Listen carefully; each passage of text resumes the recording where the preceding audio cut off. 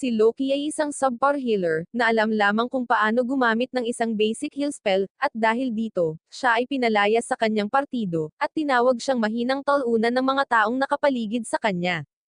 Isang araw, sa guild, hiniling ng isang babae si Loki na bumuo ng isang partido kasama niya, at ito ay nakakagulat na lahat ng tao sa guild ay naabala mula sa pag-iisip ng kanilang sariling negosyo, tungo sa isang estado ng lubos na kawalang paniwala. Maging si Loki ay hindi rin maintindihan kung bakit niya gustong makipag-party sa kanya, pero itinuro ng dalaga na may hawak siyang party recruitment sign, kaya malinaw na naghahanap siya ng mga miyembro ng partido. Ang pangalan ng babae ay Marcina, at ipinakilala niya ang kanyang sarili bilang isang martial artist na nangangailangan ng isang miyembro ng partido. Ngunit, bago pa siya mabilis na pumayag na makipagtambalan sa kanya, tumakbo ang guild receptionist at humarang sa kanya. Amira ang pangalan ng receptionist, at kinausap niya si Marcina para lang sabihin sa kanya kung gaano kay talunan si Loki.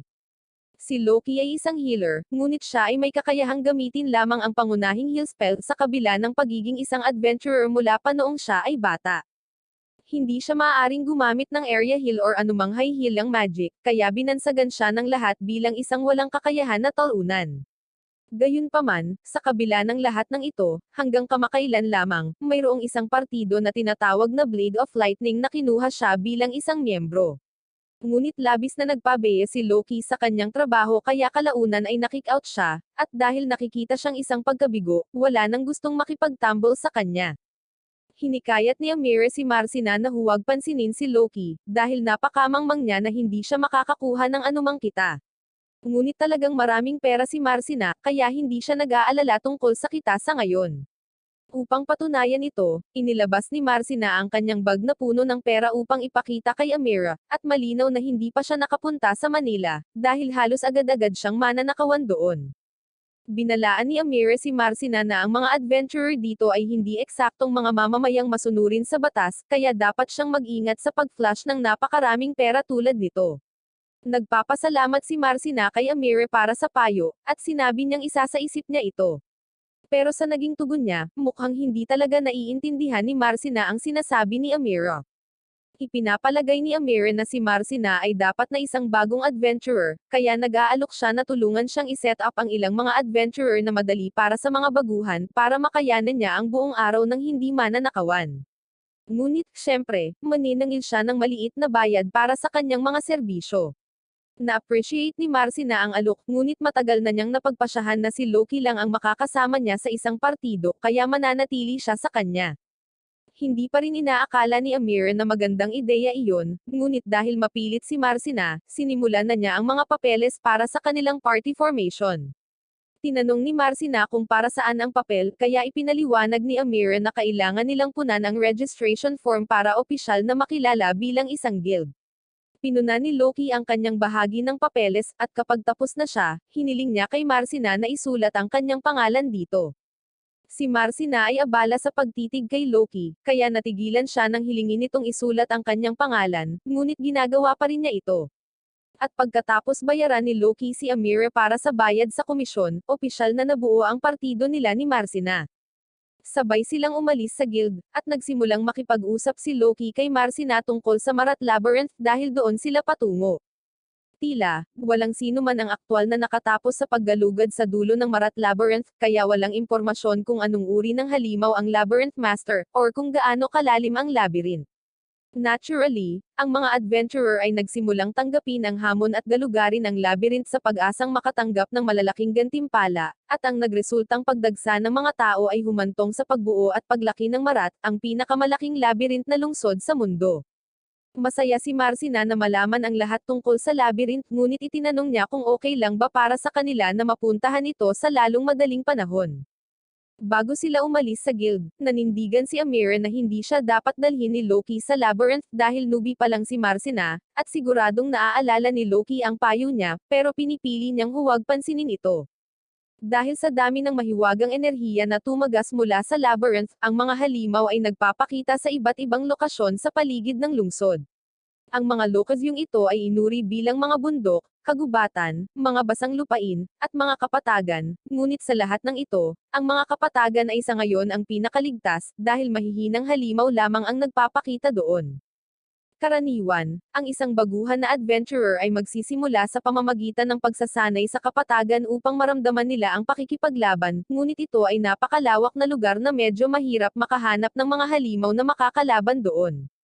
Sa kabaligtaran, nagpapakita ang mga halimaw sa pamamagitan ng 12-12 sa labyrinth, at hanggat hindi ka masyadong malalim, hindi ka makakatagpo ng anumang partikular na malalakas na halimaw. Kaya, napagtanto ni Loki na ito ay mas mabilis para kay Marcina upang makakuha ng karanasan doon. Sumang-ayon si Marcina kay Loki, kaya nagpatuloy silang dalawa sa entrance ng labyrinth. Ngunit bago sila pumasok, si Marcina ay sabik na mag-ambag sa party, kaya sinabi niyang siya ang mangganguna dahil ang mga mandirigma ang dapat na maging vanguard. Hindi karaniwang tumatalikod si Loki kapag pumapasok siya sa labyrinth, ngunit dahil masaya si Marcina sa pagiging vanguard, nagpasya siyang hayaan na lang siyang magsaya. Bagaman, habang naglalakad sila sa mga bulwagan ng piitan, nagsimula siyang magkaroon ng kanyang mga pagdududa dahil hindi niya alam kung si Marcina ay talagang may kakayahang makipaglaban or hindi. Okay, bale, marunong magboxing si Marcina gaya ni Manny, at nagsusumikap siya laban sa isang grupo ng mga goblins na nakabanggaan niya. Natalo niya silang lahat ng madali, at talagang humanga si Loki sa dami ng kakayahan na taglay niya. Ang mga talunang goblins ay naging alikabok, at sa kanilang lugar, isang mahiwagang bato ang naiwan. Kaya, kinuha ito ni Loki at ipinaliwanag kay Marcina na ibinibigay ng mga adventurer ang mga batong ito sa guild, at tumatanggap ng pera bilang kapalit. Tinanong ni Marcina kung para saan ginagamit ng guild ang mga bato, kaya sinabi ni Loki sa kanya na ang mga bato ay may mahiwagang enerhiya na nakaimbak sa mga ito, upang magamit ang mga ito sa lahat ng paraan ng mga kasangkapan at kagamitan. Iyon ay dapat na karaniwang kaalaman sa kanya bilang isang adventurer, ngunit si Marcina ay hindi kailanman naging isang mag-aaral. Nakakuha sila ng 5 bato sa kabuuan, at bagamat hindi gaanong nagkakahalaga ang mga Goblin Stone, makakakuha pa rin sila ng sapat na pera mula sa mga ito upang mabayaran ang tutuluyan para sa gabi. Maaari nilang tawagan ito ng isang araw at bumalik sa bayan, or maaari silang pumunta ng mas malalim sa labyrinth upang makakuha ng karagdagang pera. At si Marcina ay nagsasaya, kaya gusto niyang magpatuloy. Nagtungo sila ng mas malalim sa labyrinth, ngunit sa isang tiyak na punto, hinawakan ni Loki si Marcina at hinayla siya pabalik dahil may panganib sa unahan. Noong una, nalilito siya dahil wala siyang napansin, ngunit kumuha si Loki ng isang bato at inilagay ito sa tile sa harap niya. Nag-activate ito ng P-trap na lubos na makakapaslang sa kanya kung hindi nakialam si Loki. Nagulat si Marcina at tinanong si Loki kung paano niya nakita ang bitag. Kaya, ipinaliwanag ni Loki na ang trap tile ay ibang kulay ng gray mula sa iba, kaya naisip niyang may mali. Natuwa si Marcina na napansin ito ni Loki, pero ang trap identification ay sinadya na trabaho ng isang magnanakaw, kaya paanong napakagaling ni Loki dito kung siya ay isang healer. Sinabi lang sa kanya ni Loki na matagal na siyang adventurer, kaya nakapulot siya ng isang grupo ng mga kasanayan sa paglipas ng mga taon. Patuloy silang sumusulong, ngunit maya-maya, nakatagpo sila ng isang orc na gumagala sa mga bulwagan. Nagulat si Loki dito dahil ang mga orc ay mga mid-level na halimaw, kaya hindi sila nakatakdang magpakita ng napakataas sa labyrinth. Tinanong ni Marcina kung dapat silang tumalikod at tumakas. Sa tingin ni Loki ay hindi iyon kakailanganin, dahil ang pinagsamang lakas nila ni Marcina ay sapat na upang maalis ito, ngunit hindi niya ito pipilitin na gawin ang anumang ayaw niya. Sinabi ni Marcina na ayos lang siya dito dahil naniniwala si Loki na maaari silang manalo, kaya napunta sila sa posisyon, at sinusugod ito ni Marcina. Ngunit kapag siya ay nakatama sa kanyang unang sipa, ito ay pakiramdam na siya ay sumipa ng isang bato kaysa sa isang halimaw. Itinaas ng orc ang club nito at sinubukan siyang hampasin, ngunit nagawang harangan ito ni Marcina gamit ang kanyang mga kamay, bagamat napaatras siya sa isang sulok dahil dito, at wala nang matatakbuhan habang naghahanda ang orc para sa isa pang pag-atake. Gayunpaman, ilang sandali bago siya matamaan, humakbang si Loki sa kanyang harapan at tinalo ang orc sa pamamagitan ng isang pag-atake ng kanyang espada. Tinanong niya si Marcina kung ayos lang siya, at pareho itong namangha at nagpapasalamat na nailigtas siya nito. Ngunit nagtataka rin siya kung paano niya ginawa iyon kung siya ay isang healer. Sinabi ni Loki na nagkataon lang na nakakuha siya ng ilang mga kasanayan sa pakikipaglaban sa kanyang mga taon ng pagiging isang adventurer. But that aside, kailangan pa nilang kolektahin ang Magic Stone, kaya pumunta sila para kunin ito, at mas malaki ito kaysa sa nakuha nila sa mga goblins. Mas marami rin itong magic, kaya mas malaki ang makukuha nilang pera kung ibebenta nila ito. Sa sinabi nito, tinanong siya ni Loki kung gusto niyang tawagan ito ng isang araw at bumalik sa guild dahil kumita sila ng sapat na pera, at ipinakita niya ang kanyang mga kakayahan.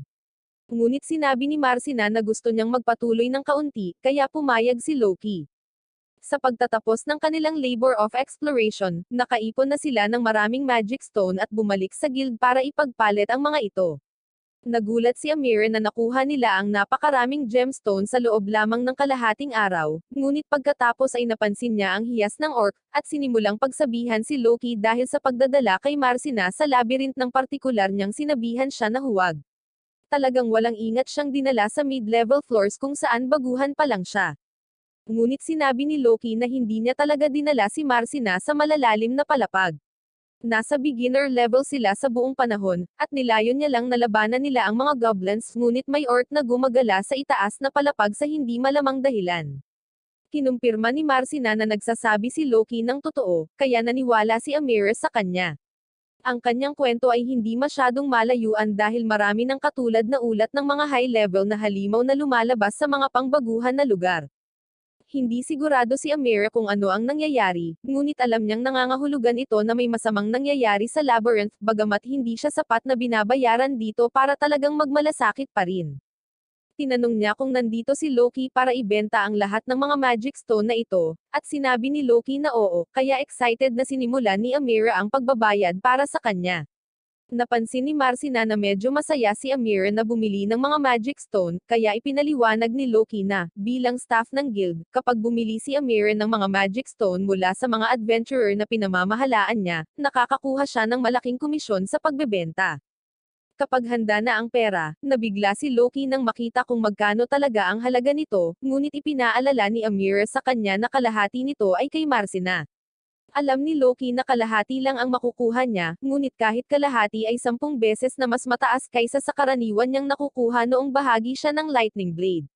Doon niya napagtanto na nascam siya ng Lightning Blade.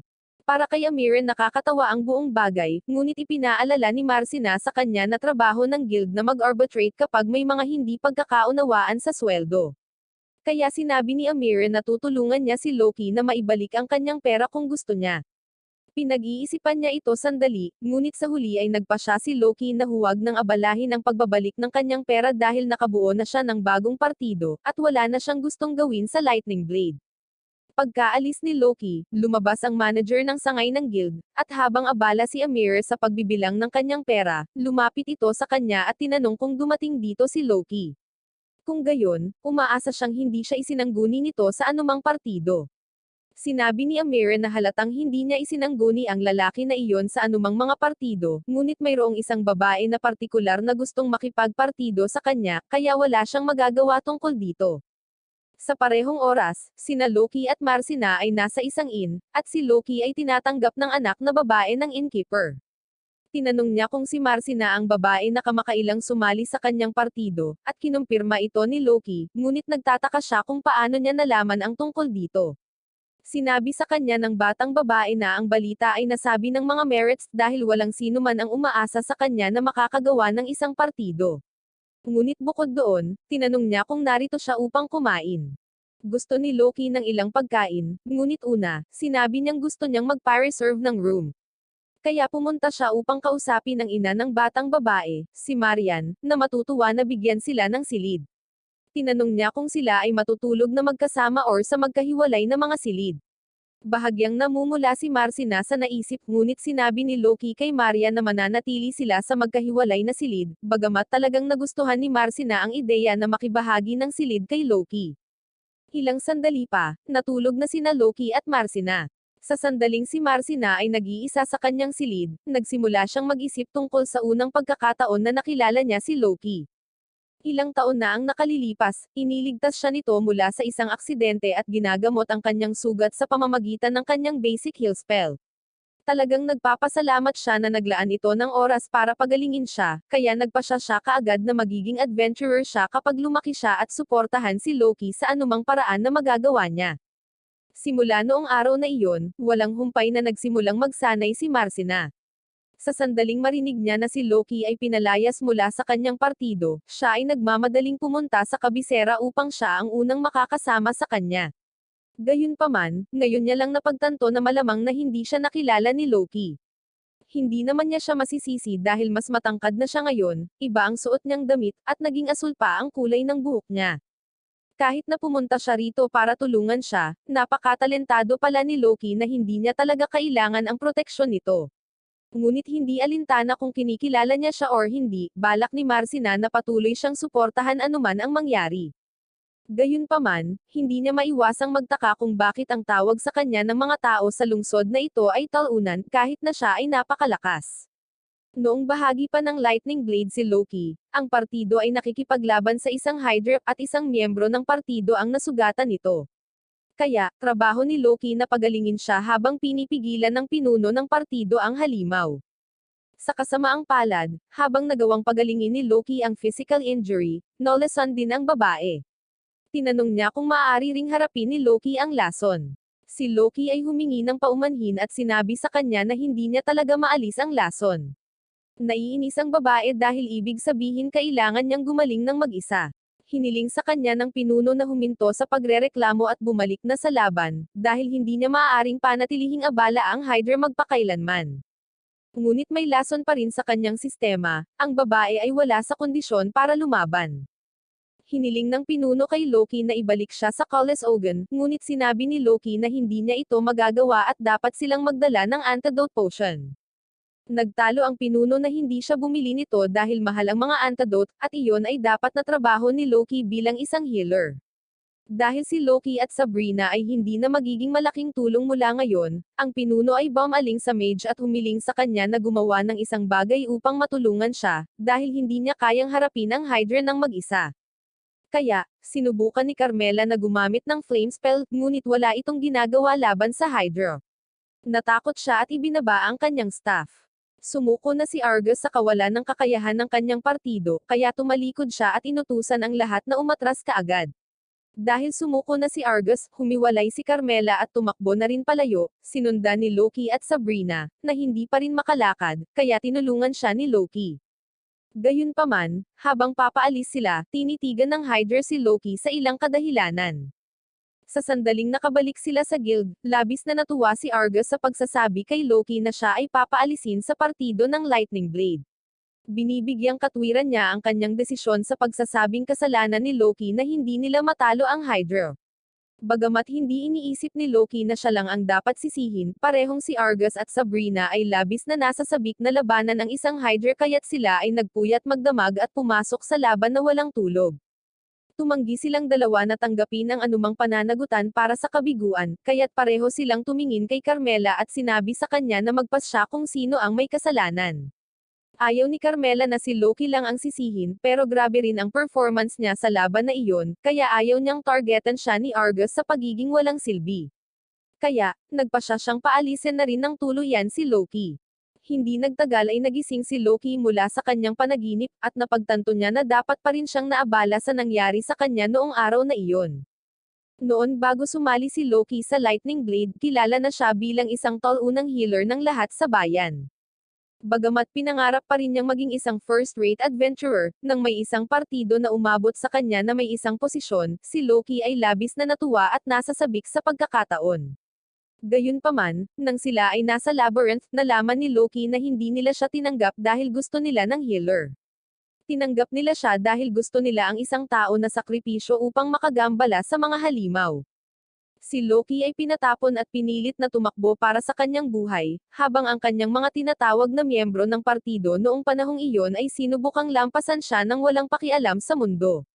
Ngunit bigla na lang, inilayo ng mga halimaw ang kanilang atensyon mula kay Loki at nagsimulang umatake sa ibang mga miyembro ng partido, na humantong sa isang kabuuang pagpaslang. Sa huli, si Loki lang ang nakaligtas. Bagamat alam niyang normal para sa isang mahinang karaniwang tao na tratuhin ng ganito, hinihiling pa rin niya na sana ay may kumikilala sa kanya bilang isang tunay na adventurer. Pagkatapos, habang naglalakad siya pauwi, may nakasalubong siyang karwahe na inatake ng ilang goblins. Karaniwan, wala siyang pakialam na ilagay ang sarili sa panganib sa pamamagitan ng pagtulong, ngunit nakita niya kung gaano kay-takat ang hitsura ng batang babae. Kaya, mabilis siyang kumilos at tumakbo pababa upang ipagtanggol siya. Kahit isa lang siyang walang silbing healer, ginawa niya ang lahat para labanan ang mga goblins. Ngunit mahina pa rin siya sa labanan noon, kaya sa loob ng ilang minuto, natambo siya ng isang palo sa likod ng kanyang ulo. Lubos na inaasahan ni Loki na masasawi siya sa araw na iyon, ngunit kalaunan ay nagising siya at nakita niya ang batang babae na nakatayo sa tabi niya. Nagtataka siya kung paano siya maaaring buhay pa, ngunit pagkatapos ay tumingin siya at napansin na ang mga kabalyero ay nagpakita at natalo ang lahat ng mga goblins. Pinagdaanan niya ang lahat ng pagsisikap na kumilos bilang bayani, ngunit sa huli, mukhang tolunan pa rin siya kahit anong gawin niya. Gayunpaman, sa kabila ng wala siyang gaanong nagawa, nagpapasalamat pa rin ang dalaga sa kanya dahil ang kanyang mga aksyon ay bumili ng sapat na oras para sa mga kabalyero na makarating doon. Akala niya ay talagang cool ang paraan ng pagtalon nito para iligtas siya. Napansin ni Loki ang isang gasgas sa braso ng dalaga, kaya itinaas niya ang kanyang kamay upang gamutin ang sugat nito, at nagpapasalamat siya rito. Ngunit sa tingin ni Loki ay hindi siya karapat-dapat sa anumang papuri, dahil ang mababang antas ng pagpapagaling ay ang tanging bagay na maaari niyang gawin. Mukhang nalilito ang babae, kaya kinuwento ni Loki sa kanya ang lahat tungkol sa kanyang kahinaan at kung paano lang siya naloko para makapasok siya sa labyrinth para lang maging decoy siya, at naawa siya na kailangan niyang dumaan sa ganoong bagay. Kaya, tumayo ang babae at ipinahayag na siya ay magiging isang adventurer sa hinaharap, at bubuo ng isang partido kasama niya upang maprotektahan niya si Loki. Hindi nagtagal, umalis ang babae kasama ang mga kabalyero, at sa ngayon, napagtanto ni Loki na siya ay anak ng isang marangal na pamilya, kaya hindi siya naniwala na talagang magiging adventurer ito or na muli niya itong makikita. Ngunit, gayunpaman, ang kanyang mga salita ay nagbigay sa kanya ng lakas ng loob, kaya nagpasya siyang ipagpatuloy ang kanyang makakaya upang maging isang wastong adventurer. Naglakbay siya at hindi nagtagal ay natagpuan niya ang kanyang sarili sa isang tagapagturo. Sa ilalim ng kanilang pagtuturo, sinimulan niya ang kanyang training arc at walang pagod na nagtrabaho ng hindi mabilang na oras upang mapabuti ang kanyang sarili. Habang, bilang isang healer, maaari pa rin siyang gumamit ng pangunahing pagpapagaling, bumuo siya ng maraming iba pang kapaki-pakinabang na kasanayan sa pakikipagsapalaran, kaya tiwala siya na hindi na siya magiging pabigat sa sinuman.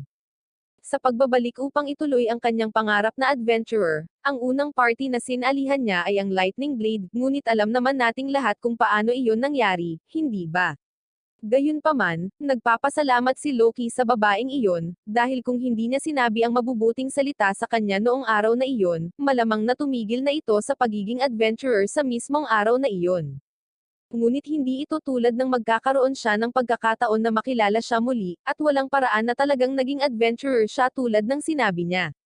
Sa sandaling iyon, kumatok si Marcina sa kanyang pinto, kaya sinagot ito ni Loki, at sinabi niya sa kanya na iniisip niyang bumaba para mag-almusal, kaya gusto niyang sumama ito sa kanya, at masaya itong pumayag.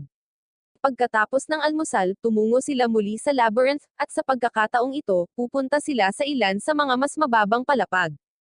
Sa pagpasok nila, nakita ni Marcina ang isang inscription sa lupa, at mukhang ito ay isang teleportation circle, bagamat hindi pa niya nakikita ng personal ang isa. Ipinaliwanag ni Loki na hindi ka makakahanap ng mga teleportation circle sa bawat labyrinth, at ang isang ito ay malamang na inilagay dito ng mga salamangkero kaagad pagkatapos matuklasan ang labyrinth. Bagamat wala siyang gaanong impormasyon tungkol dito, tinanong ni Marcina kung magagamit nila ito para mag-teleport sa iba't ibang lokasyon, at tama iyon sa teknikal, ngunit kailangan pa ring magkaroon ng teleportation circle sa kabilang panig upang lumabas. Iyon ay talagang mukhang convenient, kaya nais ni Marcina na mayroong teleportation circle na naka-install sa lungsod, para hindi na nila kailangang maglakad hanggang dito. Ngunit ang kaalaman na ginamit upang lumikha ng mga lupon na ito ay nawala daan-daang taon na ang nakalilipas, kaya walang paraan upang makagawa ng mga bago. Pareho silang humakbang papunta sa teleportation circle, at pagkatapos ng isang maliwanag na flash, napunta sila sa isa sa mga mas mababang palapag. Sinabi ni Loki kay Marcina na isa ito sa mga mid-level na palapag, kaya ang mga halimaw dito ay magiging mas malakas kaysa sa mga goblins na nakalaban niya kahapon, at gusto niyang maging mas maingat siya.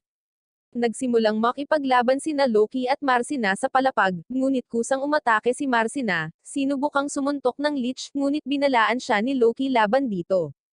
Ang mga leech ay mga halimaw na binubuo ng purong espiritong enerhiya, kaya hindi gagana dito ang mga pisikal na pag-atake.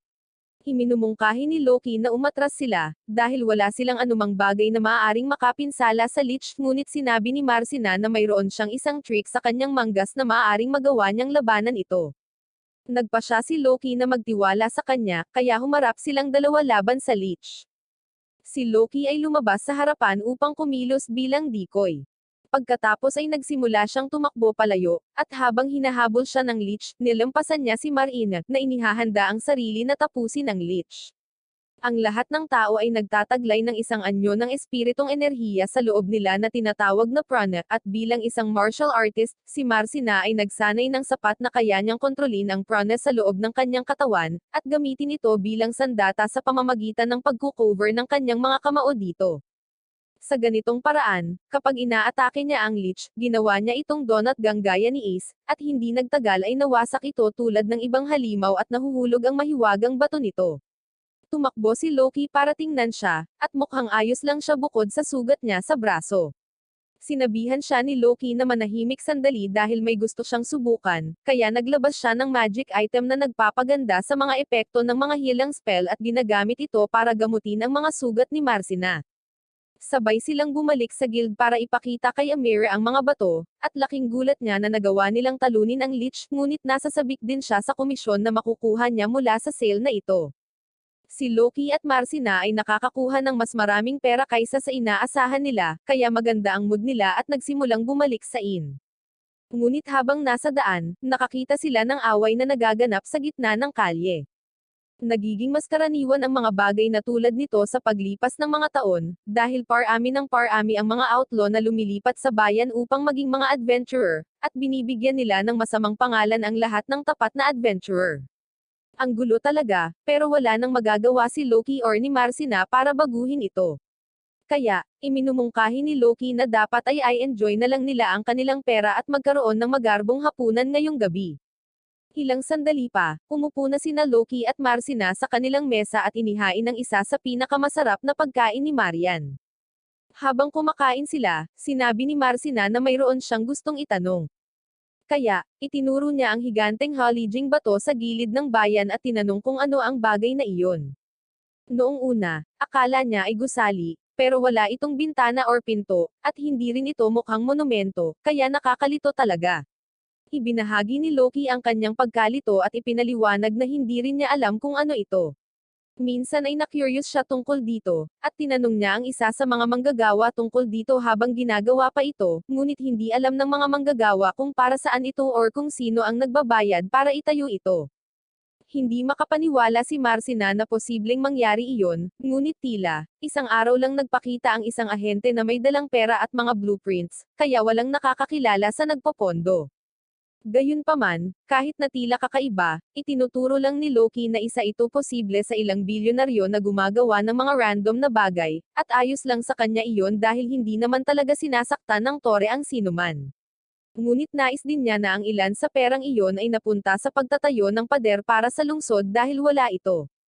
Sumasang-ayon si Marcina na ang isang pader para sa lungsod ay magiging maganda, ngunit sa parehong oras, hindi niya iniisip na maraming dapat ipag-alala. Dahil sa dami ng mga adventurer na naninirahan sa lungsod na ito, halimaw man or magnanakaw ang umaatake, sigurado siyang magagawa nilang labanan ang anumang pagbabanta. Pagkatapos ng hapunan, pareho silang bumalik sa kanilang silid, ngunit bago matulog si Loki para sa gabi, tinawag siya ni Marcina. Malinaw na may sasabihin siya, ngunit hindi niya magawang sabihin ito, kaya sinabihan na lang niya ito ng magandang gabi at humiga na sa kama. Sa loob ng kanyang kwarto, tumalon si Marcina sa kanyang kama at naiinis dahil gusto niyang sabihin kay Loki na gusto niyang manatili sa iisang kwarto nito, ngunit hindi niya magawang lumabas at sabihin iyon dahil nakakahiya. Sa kabilang kwarto naman ay nakahiga sa kama si Loki at ang gun ng isip, ngayong may napakagandang party member. Nagawa niyang ipagpatuloy ang pakikipagsapalaran, salamat sa motibasyon ng batang babae na iyon, at habang hindi niya alam kung muli niya itong makikita, marami siyang dapat pasalamatan kay Marcina.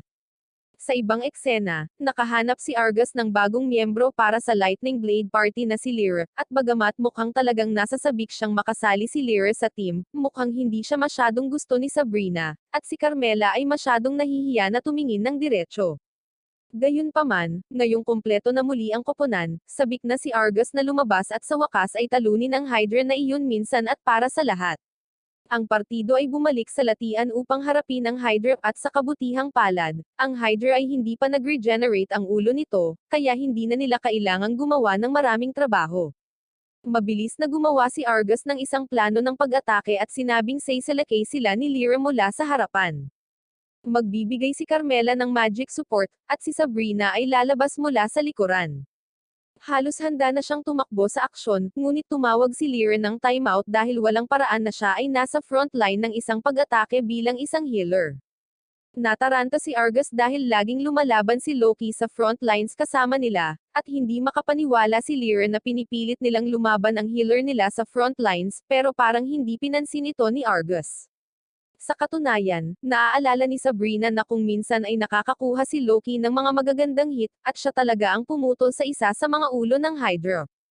Hindi makapaniwala si Lyra matapos itong marinig, ngunit hindi inaasahan ni Argus na gagawa siya ng ganoon. Kung sasabihin niyang hindi niya kayang lumaban sa front lines, ayos lang sa kanya iyon, ngunit para makasigurado, tatanungin siya nito kung kaya niyang mag-detoxify ng spell para kontrahin ang laso ng Hydra. At iyon ay isang bagay na maaari niyang gawin. Kaya, sinabi ni Argus sa lahat na magpunta sa posisyon upang tapusin ang Hydra ngayon.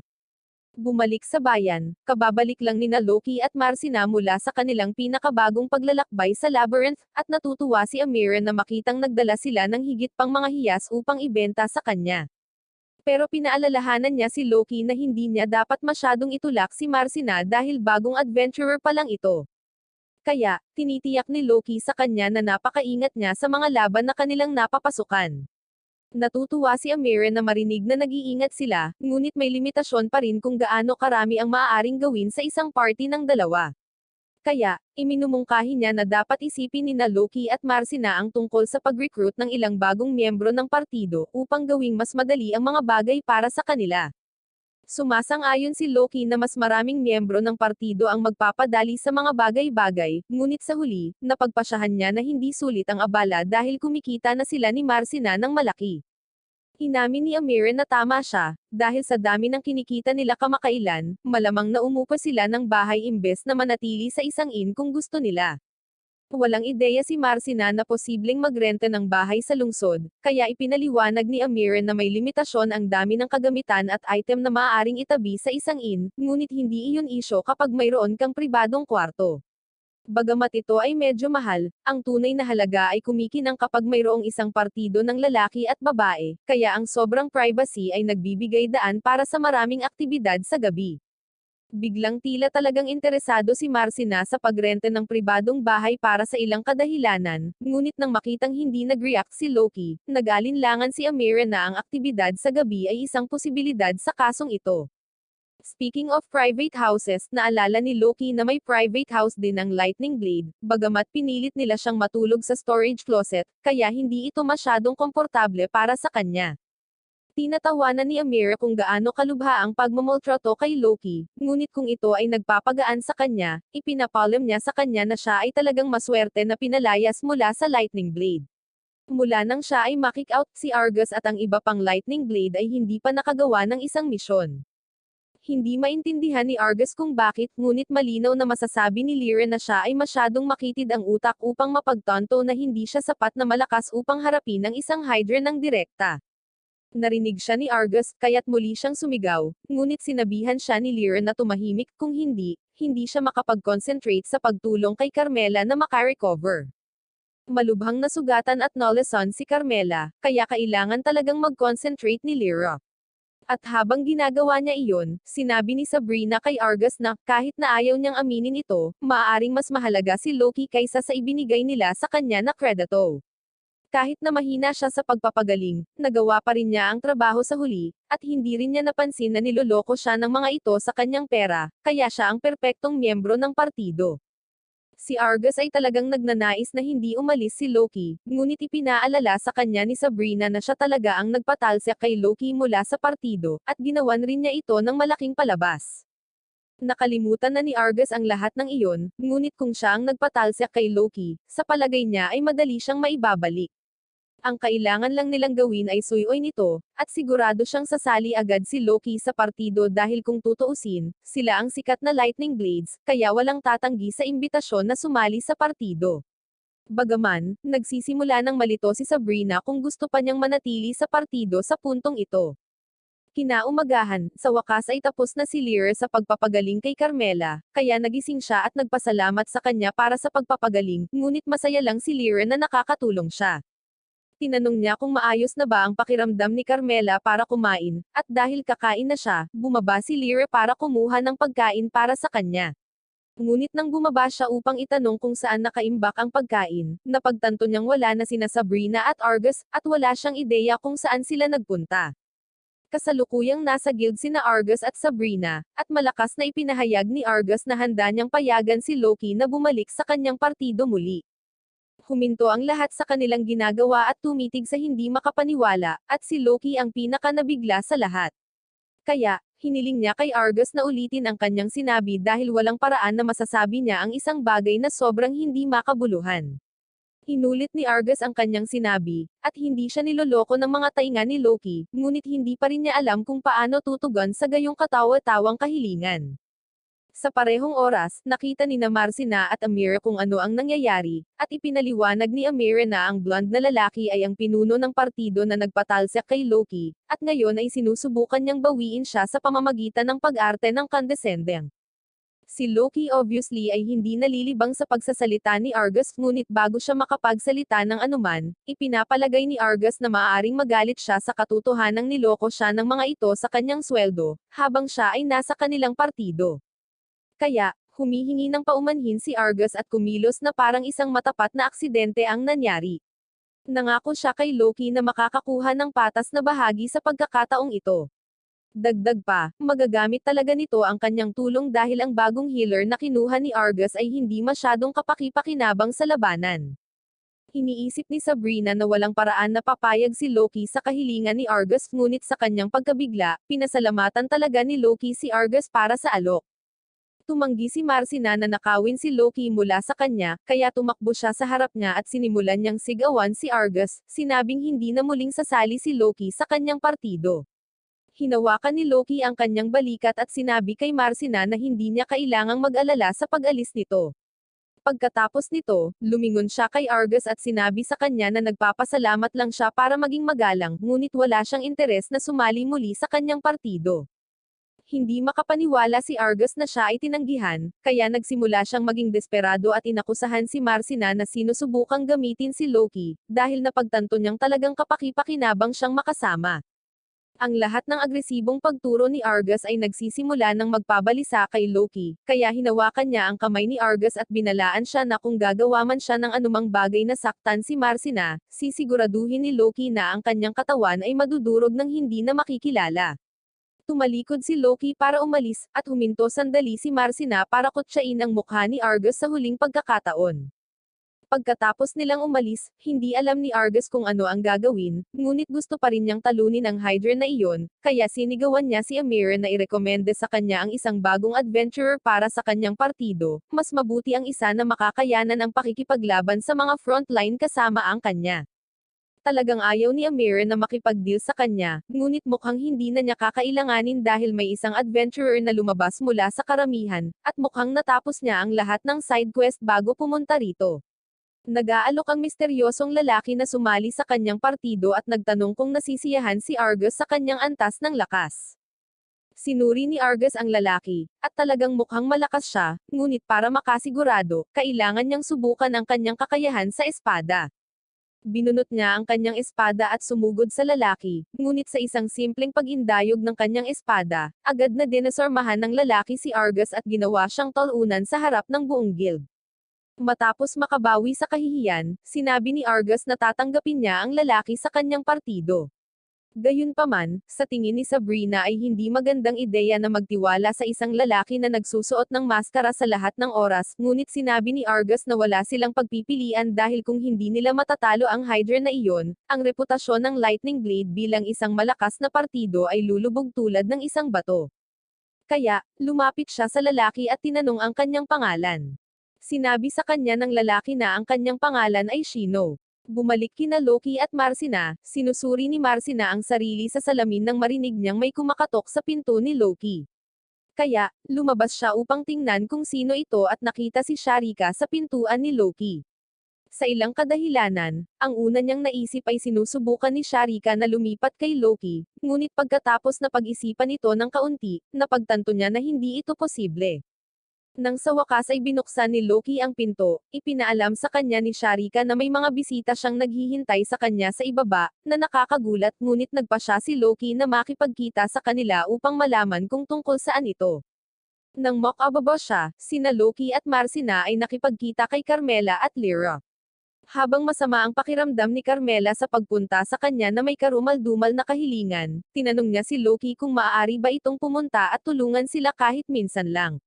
Balak pa rin ni Argus na tapusin ang Hydra na iyon at kumuha pa ng bagong mandirigma para tumulong sa misyon, ngunit hindi iniisip ni Lyra na ito ay magiging sapat para manalo. Sa isang bagay, masyadong matigas ang ulo ni Argus na bumili ng antidote potion dahil ito ay nagkakahalaga ng malaking pera, at hindi niya malalaman kung gaano siya kawalang ingat hanggang sa may masawi dahil sa kanya.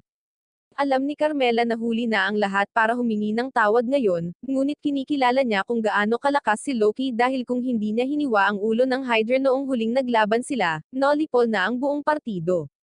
Hindi pa rin iniisip ni Loki na ginawa niya ang lahat ng iyon, ngunit itinuro ni Lyra na ang partido ay nagpupumilit na mabuhay laban sa isang Hydra na nawalan na ng dalawang ulo. Kaya, sila ay magiging soang karne kung ito ay nasa perpektong kondisyon. Tinanong ni Loki kung ano ang eksaktong ipinagagawa sa kanya ni Carmela, kaya tumayo si Carmela at sinabing gusto niyang makipaglaban si Loki kasama nila dahil sigurado siyang matatalo nila ang Hydra kung naroon din ito.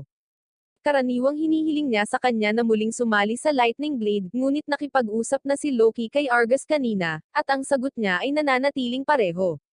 Nagtataka si Marcina kung bakit parang determinado si Carmela na tulungan si Argus dahil ang buong pagsubok na ito ay dapat nakakilakilabot para sa kanya, at oo, naniniwala si Carmela na maraming mga pagkukulang si Argus, as in sobrang dami na parang sa ex mo, ngunit kahit na ganoon, siya pa rin ang kanyang miyembro ng partido. Nagalit si Marcina matapos itong marinig dahil miyembro rin niya ng partido si Loki, ngunit wala siyang nagawa para suportahan siya kapag minamaltrato siya. Nagsimulang umiyak si Carmela at humingi ng paumanhin sa ginawa niya kay Loki, ngunit sa mga oras na iyon, natakot siya na kapag hindi niya sinunod ang sinabi ni Argus, mapapaalis din siya sa partido. Bago lang siyang adventurer, kaya wala siyang alam na ibang partido na pupuntahan, pero napagtanto niya ngayon na mali ang ginawa niya at mali si Argus sa pakikitungo niya kay Loki. Pero kahit na hindi siya sang-ayon sa sinabi ni Argus sa paraan ng paggawa ng mga bagay, ayaw pa rin niyang mapaslang niya ang kanyang sarili sa isang hindi mapapanalo na labanan. Sinabi ni Lyra kay Loki na seryoso si Carmela sa kanyang paghingi ng tawad at matagal na siyang naghihirap dito. Sinabi ni Lyra kay Loki na si Carmela ay seryoso sa kanyang paghingi ng tawad, at matagal na niyang hinanakit ito. Kaya, habang nauunawaan niyang maaring tanggihan ni Loki ang kahilingan, hinihiling niya na isaalang-alang man lang nito ang pagtanggap ng paghingi ng tawad ni Carmela. Tumayo si Loki at sinabi kay Carmela na wala siyang sama ng loob sa kanya, kaya tatanggapin niya ang paghingi niya ng tawad ngunit wala pa rin siyang balak na bumalik sa Lightning Blade. Dismayado si Carmela, ngunit tinanggap niya ang sagot nito at sinabing hindi na niya ito guguluhin pa. Sa sandaling iyon, dumating si Marian, at nagdala siya ng isang buong pagkain upang pasayahin si Carmela dahil mukhang hindi siya kumakain ng maayos. Habang kumakain si Carmela, kinausap ni Loki si Lyra at tinanong kung may paraan ba ito para kunin si Carmela at umalis sa partido ni Argus. Pero kung magagawa niya iyon, hindi muna siya pupunta rito. Alam ni Loki kung paano tinatrato ni Argus ang mga tao, kaya iminumungkahi niya na umalis na rin si Lyra sa kanyang partido, ngunit tumanggi siyang gawin iyon dahil iiwan niya si Carmela para ipagtanggol ang sarili sa ilalim ng pamumuno ng lalaki na iyon. Kinabukasan, sa wakas ay ipinakilala ni Argus si Lyra kay Shino dahil kakalabanin nilang muli ang Hydra ngayon, ngunit tila nakikilala niya ito mula sa kung saan, kaya gusto niyang makipag-usap sa kanya. Tinanong ni Lyra kung ano ang ginagawa niya dito at kung bakit siya ay nagbabalat kayo, ngunit sinusubukan pa rin ni Shino na magpanggap na hindi pa niya nakilala si Lyra kaya sinubukan niyang lumayo. Ngunit habang ginagawa niya ito, napansin niya ang espada sa kanyang likod na dating pag-aari ng isang taong nagngangalang Ronaldo. Kaya, inakusahan niya siya ng pagnanakaw nito, ngunit itinanggi ito ni Shino at sinabing ipinasa ito sa kanya bilang regalo, kaya hindi siya magnanakaw. Maaring nalinis na niya ang kanyang pangalan sa pagnanakaw, ngunit ang katotohanan na inamin niya na kilala niya si Ronaldo ay nagpapalam kay Lyra na siya nga ay ang parehong Shino na kilala niya. Gayunpaman, nagpa siya siyang itago ang kanyang lihim na pagkakakilanlan dahil tila mahalaga ito sa kanya. Mamaya sa araw, si Loki at Marcina ay papunta sa labyrinth gaya ng karaniwan nilang ginagawa, ngunit hindi niya maiwasang mag-alala tungkol kay Carmela at sa iba pang Lightning Blade dahil wala siyang ideya kung talagang handa na sila para sa labanan or hindi. Sa labyrinth, si Loki ay hinahayaan si Marcina na labanan ang ilan sa mga mid-level na halimaw ng mag-isa, at siya ay gumagawa ng mahusay sa ngayon. Ngunit ang lahat ng palaipat-lipat ay nagdulot sa kanya ng gutom, kaya iminungkahi ni Loki na dapat silang magpahinga at kumain ng tanghalian. Natuwa si Marcina sa narinig, kaya inilabas niya ang mga pagkain na kanyang iniimpake. Ngunit ang lahat ng ito ay tila masyadong madami para sa tanghalian lamang. Ipinaliwanag ni Marcina na hindi gaanong nakay ni Carmela ang pagkain na ginawa ni Marian para sa kanya kahapon, kaya kaninang umaga bago sila umalis, ibinigay ni Marian ang mga natira kay Marcina at sinabihan siyang kainin ito para sa tanghalian upang hindi ito masayang. Habang kumakain sila, binibigyan ni Loki kay Marcina ang ilang kaalaman tungkol sa Hydra at sinabi sa kanya na ang katawan nito ay nababalot ng matigas na kalamnan na nagpapahirap sa pagbubutas. Ito ay makamandag din at may kaliskis na nagpapalihis sa pisikal at mahiwagang pag-atake. Mukhang mahirap talagang labanan iyon, kaya iniisip ni Marcina kung magiging maayos ba si Carmela sa pakikipaglaban sa isang halimaw na tulad nun, ngunit sinabi ni Loki na hindi na kailangang mag-alala. Isang antidote para sa kamandag ng Hydra ay binuo at ibinebenta sa Marmok kaya hindi magiging alalahanin ang pagkalason, ngunit ipinaalala ni Marcina sa kanya na tumanggi pa rin si Argus na bilhin ito. Medyo nakalimutan ni Loki ang tungkol doon, at ang Lightning Blade ay medyo naguguluhan kung sila ay Nolasan, kaya kailangan na lang nilang umasa sa spell ng detoxification ni Lyra. Makikita niya na nag-aalala si Marcina tungkol kay Carmela at sa Lightning Blade, kaya tiniyak niya sa kanya na kakayanin ng partido ang kanilang sarili ng maayos nang wala siya. Maaring talunan si Argus ngunit isa pa rin siyang disenteng swordsman kung talagang magsusumikap siya sa paghahanda, at mabilis naman si Sabrina, kaya dapat niyang maiwasan ang karamihan sa mga pag-atake ng Hydra. Sa anumang kaso, wala itong kinalaman kay Loki, at ito ay isang bagay na kailangang harapin ng Lightning Blade ng mag-isa, at malamang na magiging maayos sila. Bumangon si Loki at sinabing dapat silang magpatuloy, ngunit sinabi sa kanya ni Marcina na nauumay siya sa paulit-ulit na pagtuklas sa parehong labyrinth, kaya gusto niyang sumubok ng bago. Nagkataon lang na may malapit na latian, kaya gusto niyang pumunta doon ng walang partikular na dahilan, at siguradong hindi dahil nag-aalala siya kay Carmela. Samantala, sa latian, ang Lightning Blade ay nakikipaglaban sa Hydra, at sa kanyang pambihirang kakayahan, nagawa ni Shino na masugatan ng husto ang Hydra. Kaya nasana niya itong tapusin, ngunit pinili niyang magpigil at bumalik sa lupa. Tinanong ni Argus si Shino kung bakit hindi niya tinapos ang Hydra at may mga dahilan si Shino, ngunit para kumbensihin si Argus, sinabi niya sa kanya na magiging mas cool kung ang pinuno ng partido ang papaslang sa Hydra. Sumang-ayon si Argus, kaya sumugod siya para atakehin itong muli. Nais ni Lyra na huwag magmadali si Argus sa mga bagay mula sa harapan sa lahat ng oras, ngunit sinabi ni Sabrina na ganoon talaga siya. Tapos na si Lyra sa pagpapagaling sa kanya, kaya si Sabrina ay nakabalik na rin sa labanan. Sa masasabi ni Lyra, si Shino ang pinakamalakas na tao sa partido pero mukhang wala itong balak na sumama ulit sa laban, kaya bahala na ang iba na tapusin ang Hydra. Gayunpaman, ang kanyang mga naunang pag-atake ay naging dahilan upang hamina at bumagal ang Hydra kaya hanggat matagumpay na maabala ni Sabrina ang Hydra ng sapat na mahabang panahon, gagana talaga ang diskarte sa pangharap na pag-atake ni Argus. Pinapanatili din ni Carmela na abala ang Hydra sa kanyang mahika, kaya kung patuloy na ganito ang mga bagay, sa kalaunan ay mananalo ang koponan. Ngunit sa sandaling ang mga bagay ay nangyayari, ang Hydra ay naglulunsad ng isang bato at pinatumba si Carmela sa lupa. Pagkatapos ay nagbabantang nakatingin ito sa kanyang katawan, at si Carmela ay labis na natakot na ang takot ay literal na nagsimulang lumabas sa kanyang katawan. Ang mga halimaw ay kumakain ng takot sa mga tao, at karaniwan ay hindi mo dapat makita ang takot na tulad nito, ngunit nakikita ito dahil sa abnormal na mataas na dami ng mana sa lugar. Ang mga konsentrasyon ng mana ng antas na ito ay dapat na posible lamang sa labyrinth, ngunit ang Hydra ay lubos na nakinabang dito at nagsimulang mag-evolve. Ito ay talagang isang nakakatakot na tanawin, at wala sa iba ang may kakayahang pangasiwaan ito ng mag-isa, kaya nagpa siya si Shino na pumasok. Hiniling niya kay Lyra na alagaan si Carmela at sinabihan si Argus na kailangan niyang umatras kaagad, ngunit tumanggi si Argus na umatras dahil marami na silang nagawang pinsala sa Hydra, hindi dapat ganoon kahirap tapusin ito bago ito magbago.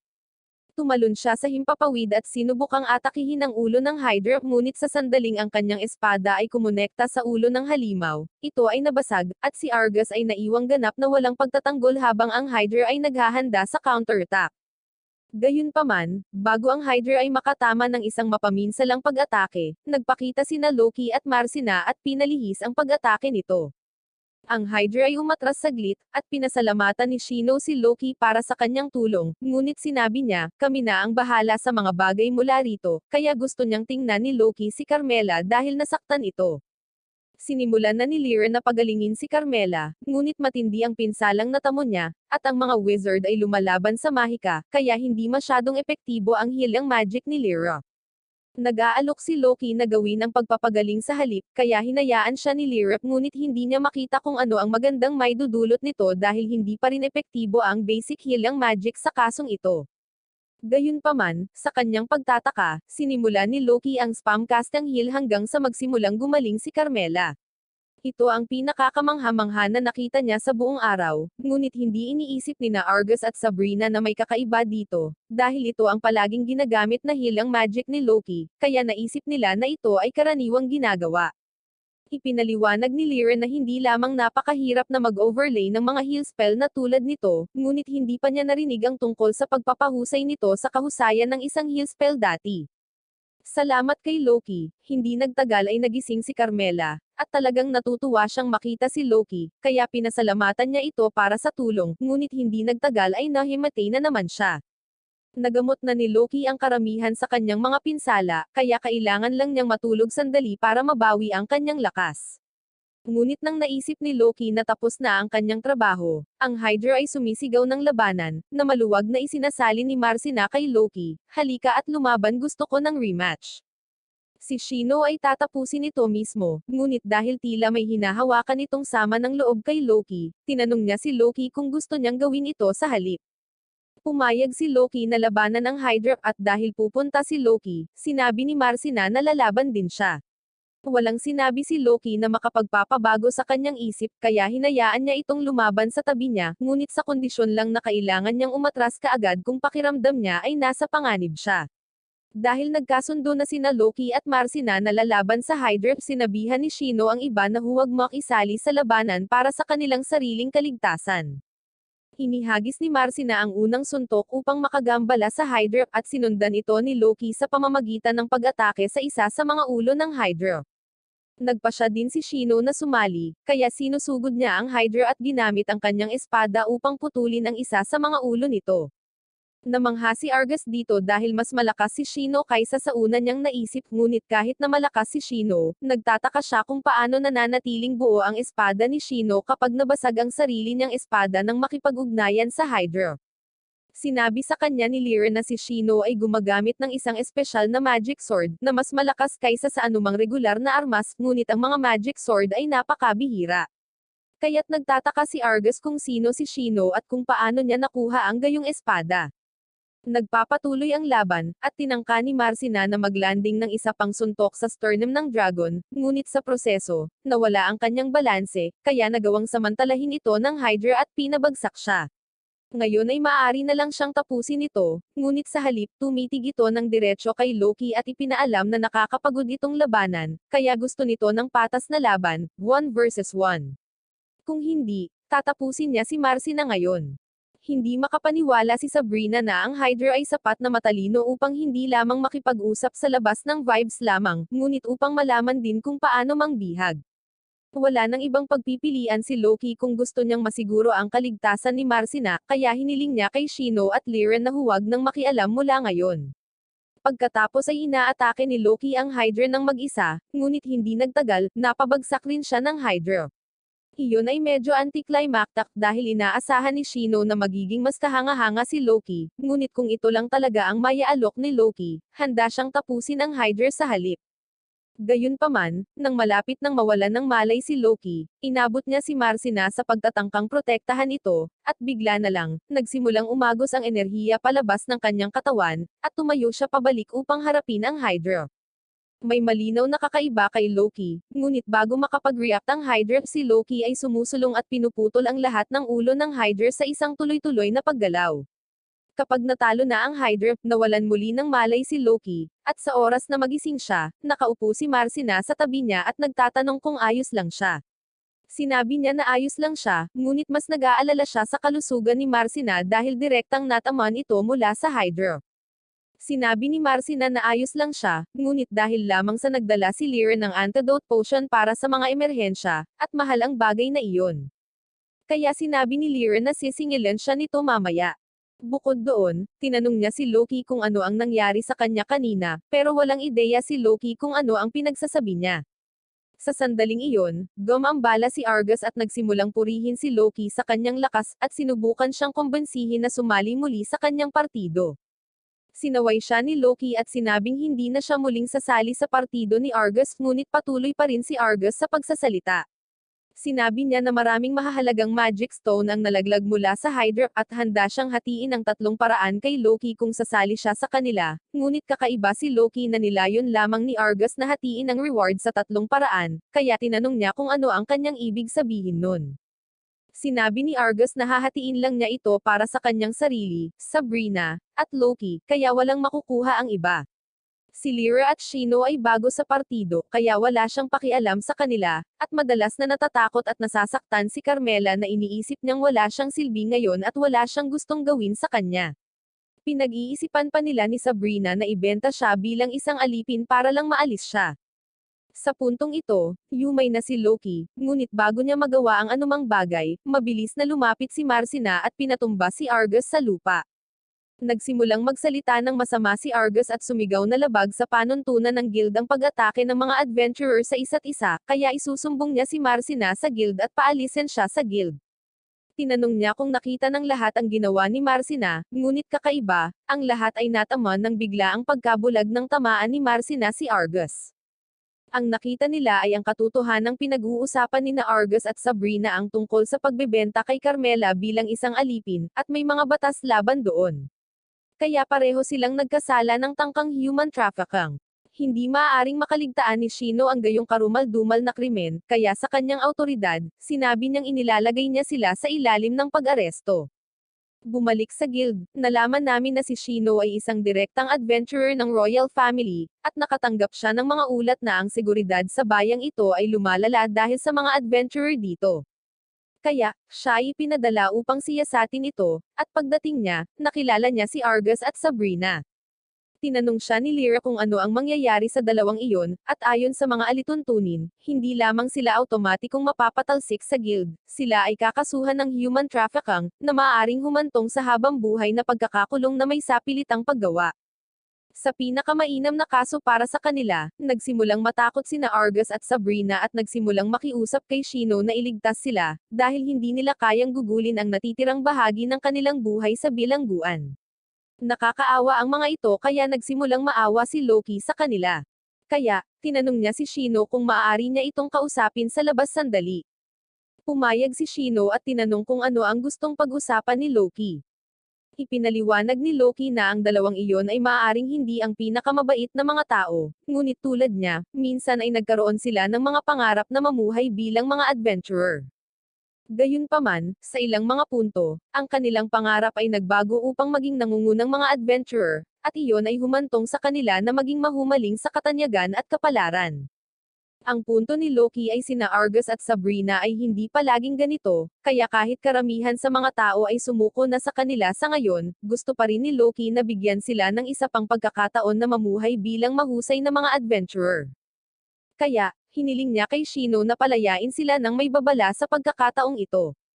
Hindi maintindihan ni Shino kung paano naging mapagpatawad si Loki, ngunit dahil ito ang gusto niya, pinalaya niya sina Argus at Sabrina. Gayunpaman, binabalaan niya sila na kung makarinig man siya ng alingaw-ngaw tungkol sa mga ito na nagdudulot ng kaguluhan, hindi na nila muling makikita ang liwanag ng araw. Kinuha ni na Argus at Sabrina ang pahiwatig at agad na nagsimulang tumakbo upang makalayo kay Shino hanggat maaari. Ngunit kapag wala na sila, tinanong ni Amira kung okay lang ba na pakawalan ang dalawa ng ganoon kadali. Sinabi ni Shino sa kanya na kahit paalisin nila ang dalawang iyon, hindi ito magiging mas mabuting tao, kaya susubaybayan niya ang mga ito upang makita kung ito ay nagpatakot sa kanila ng diretso or hindi. Kasabay nito, humingi ng tawad si Marcina kay Loki dahil ito ang nagpilit sa kanya na makisali at tulungan si Argus. Ngunit sinabi sa kanya ni Loki na ayos lang. Maaring hindi na siya makakaget over kung paano siya trinato ni na Argus at Sabrina noong bahagi siya ng kanilang partido, ngunit mas gumaan ang pakiramdam niya ngayong umalis na ang dalawang iyon sa bayan. Kaya, hindi na niya kailangang mag-alala patungkol sa kanila. Kinalaunan sa araw na iyon, nakipagpulong si Shino kay Lyra ng pribado para ipaliwanag ang tunay na dahilan kung bakit siya pumunta sa lungsod na ito. Inatasan siyang subaybayan ang marmot dahil napakaraming ebolusyon ng halimaw ang nagaganap dito, at tiyak na mayroong ilang foul play sa trabaho. Kaya, kailangan niyang malaman ito, at para magawa iyon, kakailanganin niya ang tulong ni Lyra. Kaya, gusto niyang makipag-party sa kanya, tulad ng dati.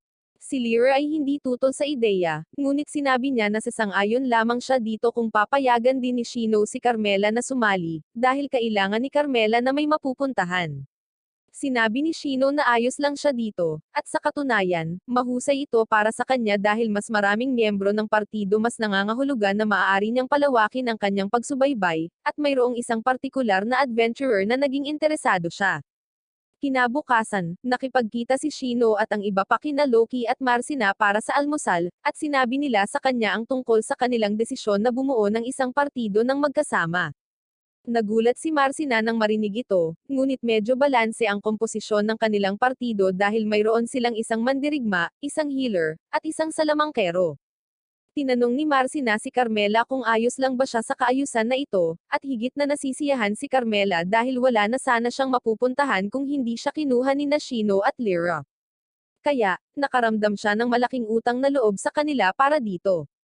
Pagkatapos ng almusal, tinanong ni Marcina si Loki kung ano ang gusto niyang gawin ngayon, at ang nakakagulat, sinabi ni Loki na ang unang bagay na gusto niyang gawin ay magtungo sa guild. Karaniwan, hindi sila pupunta doon ng maaga, ngunit sa lahat ng kaguluhan kahapon, nakalimutan niyang palitan ng pera ang Hydra Magic Gem. Kaya, gusto niyang gawin iyon ngayon. Ngunit hindi lamang ang hiyas ang dahilan kung bakit niya gustong pumunta. Siya ay nag-iisip tungkol sa pagkuha ng isang quest mula sa guild dahil ito ay isang paraan na maaari silang kumita ng pera bukod sa pagbebenta ng mga magic gems. Alam ni Marcina na ang mga quest ay kinabibilangan ng pagtanggap ng mga trabaho upang gawin ang mga bagay tulad ng pagkatalo sa mga halimaw, paghahanap ng mga espesyal na item or pag-arte bilang mga bodyguard para sa isang grupo. Bilang kapalit ng serbisyo, babayaran sila ng guild ng pera, ngunit hindi niya kailanman naisip na kumuha ng quest sa sarili noon. Gayunpaman, sinabi sa kanya ni Loki na kung gusto niyang magpatuloy na maging mahusay bilang isang adventurer, kakailanganin niyang magkaroon ng karanasan sa pagkumpleto ng mga pakikipagsapalaran kasama ang pakikipaglaban sa mga halimaw. Naantig si Marcina na labis siyang iniisip ni Loki, ngunit nang mapansin ni Loki na tahimik siya, tinanong siya nito kung may mali. Medyo sobrang lapit ng mukha nito sa mukha niya, kaya napahiya siya at sinubukang ibahin ang usapan. Ilang sandali pa, sa wakas ay nakarating na rin sila sa guild, ngunit tila lahat ng mga mata ay nasa kanila sa kung anong dahilan. Nagtataka si Marcy kung bakit ang kapaligiran dito ay tila napakasama, ngunit pagkatapos ay narinig ni Loki ang ilan sa mga adventurer na nagchichismis tungkol sa kung paano niya nag-iisang pinaslang ang Hydra at naiintindihan na niya ngayon kung ano ang nangyayari. Hinayla niya si Marcy sa tabi para bigyan ng babala na kailangan na nilang mag-ingat mula ngayon, dahil nalaman na ng iba sa guild ang tungkol sa pakikipaglaban nila sa Hydra at maaaring may ilang tao dito na magtatangka na magnakaw ng Hydra Magic Stone mula sa kanila dahil ito ay talagang mahalaga. Sa sandaling iyon, sina Loki at Marcy ay nilapitan mula sa likuran ng isang grupo ng mga adventurer, at kinilala ni Loki ang pinuno bilang si Marco.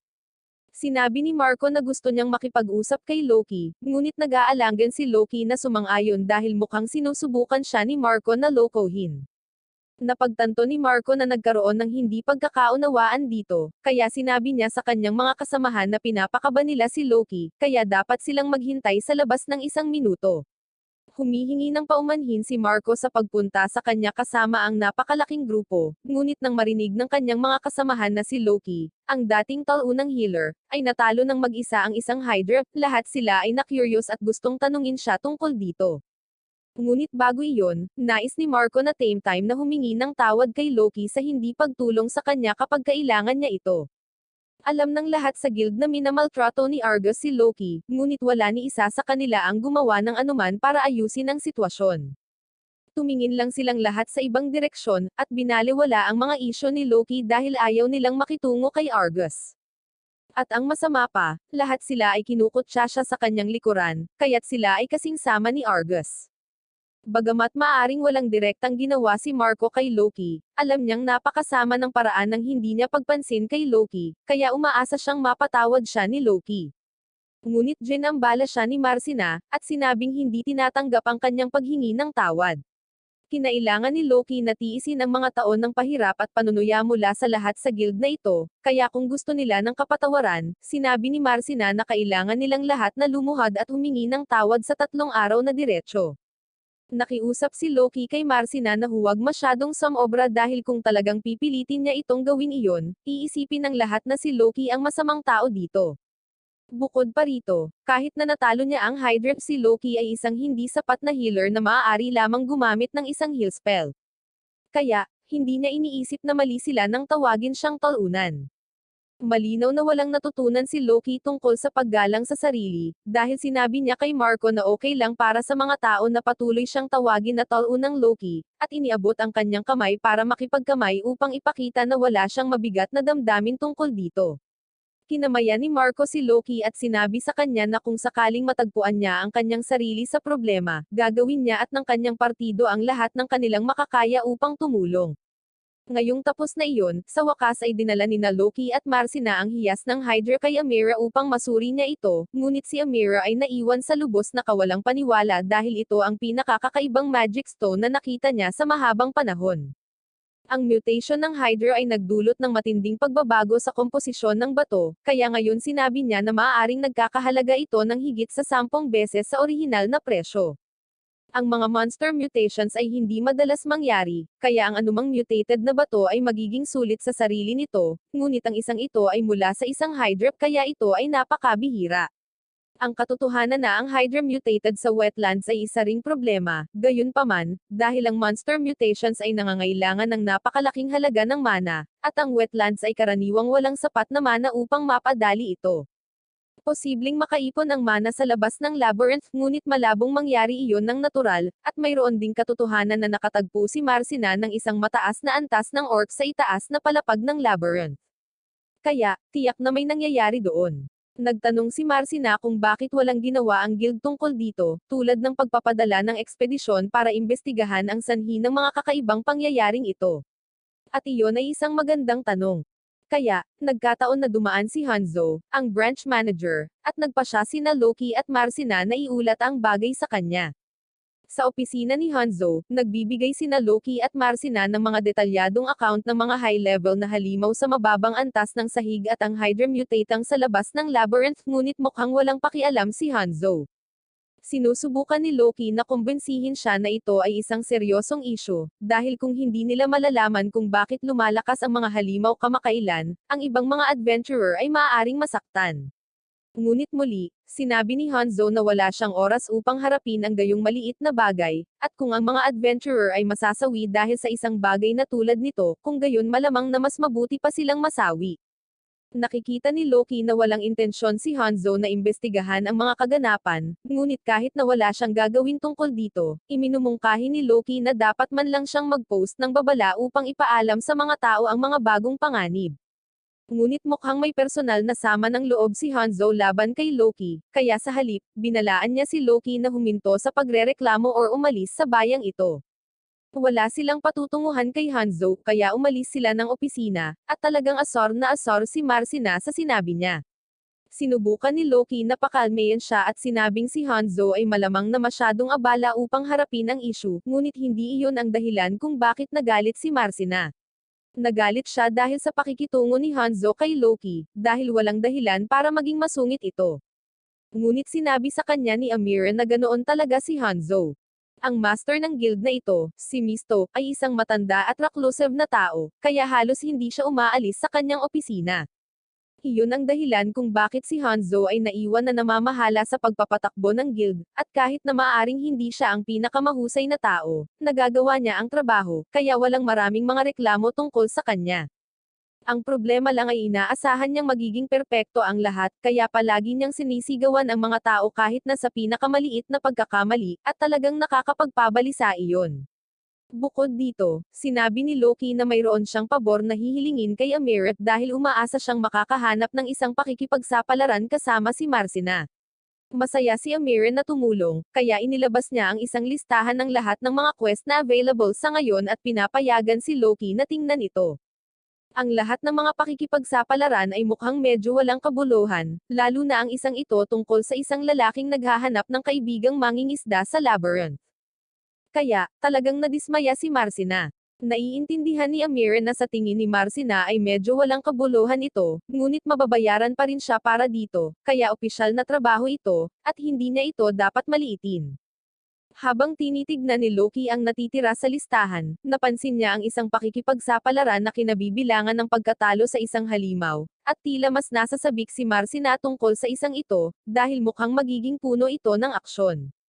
Sinabi niya na interesado siyang gawin ang quest na ito, ngunit medyo nag-aalangan si Amira na ipaalam ito sa kanya dahil hindi ito akma para sa kanilang partido. Ang quest ay upang maalis ang isang phoenix na nakatira malapit sa isa sa mga mid-floor teleportation circles, at kung mapupuntahan nila ito, kikita sila ng malaking pera. Ngunit ang isang partido na binubuo lamang ng isang healer, at isang martial artist ay hindi magkakaroon ng pagkakataon laban sa ganoong uri ng halimaw. Sumasang-ayon si Loki kay Amira tungkol dito, dahil halos imposibleng talunin ang isang lumilipad na phoenix kapag wala silang isang long-range na attacker. Sinabi ni Amira na papayagan lang niya silang tanggapin ang quest kung mayroon silang isang mandirigma at isang salamangkero, pati na rin ang isa pang healer na gumagamit ng area heal upang matulungan ang lahat na makarecover. Pinag-iisipan ito ni Loki sa isang segundo, at nagkataon na may alam siyang partido na may isang mandirigma, isang salamangkero, at isang manggagamot na maaaring makatulong sa quest na ito. Pagkaraan ng ilang sandali, nakipagpulong si Loki kay Shino at sa iba pa upang talakayin ang misyon ng pagsupil sa Phoenix, at parehong sina Lyra at Shino ay tila sumang-ayon sa misyon, lalo na dahil mas magiging madali para kay Shino na bantayan si Loki. Gayunpaman, bago sila nagkasundo sa anumang bagay, tinanong ni Lyra si Carmela kung handa siyang makibahagi sa misyon, at sinabi ni Carmela na ayos lang sa kanya, ngunit tinanong niya si Loki kung sigurado siya na gusto niyang maging bahagi siya ng grupo pagkatapos ng paraan niya ng panggagamot sa kanya. Sinabi ni Loki na hindi siya galit sa kanya para sa kanyang ginawa, at hanggat kinikilala niya na ang paraan ng kanyang pagkilos ay mali, pakiramdam niya ay mapagkakatiwalaan niya ito na gumawa ng mas mahusay sa hinaharap. Ngayon na sila ay sumang-ayon na magtulungan, kailangan nilang simulan ang paghahanda para sa quest, kaya ang lahat ay tumungo sa palengke upang magsimulang mamili ng mga gamit na kakailanganin nila. Matapos mamili ng ilang sandali, sinabi ni Loki kay Marcina na gusto niyang dumaan sa isang tindahan ng gamot para makakuha siya ng ilang mga panggamot na cream, dahil mas mabilis maghilim ang mga sugat sa paso kung gagamitan ito ng gamot, bukod pa sa mahika sa pagpapagaling.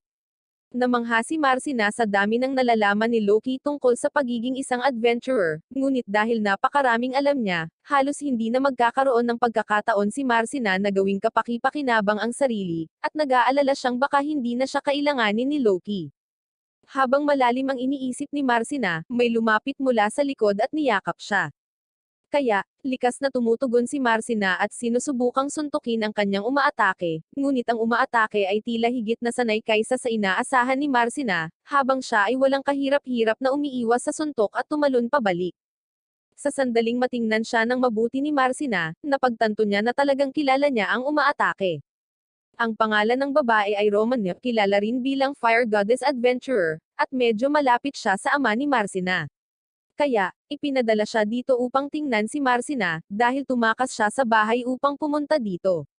Ipinapalagay niya na ang dahilan kung bakit tumakas si Marcina mula sa bahay ay ang lalaking nasa likod niya, ngunit ngayong tinitigan niya itong mabuti, nakilala niya si Loki, at tila nakikilala rin siya ni Loki.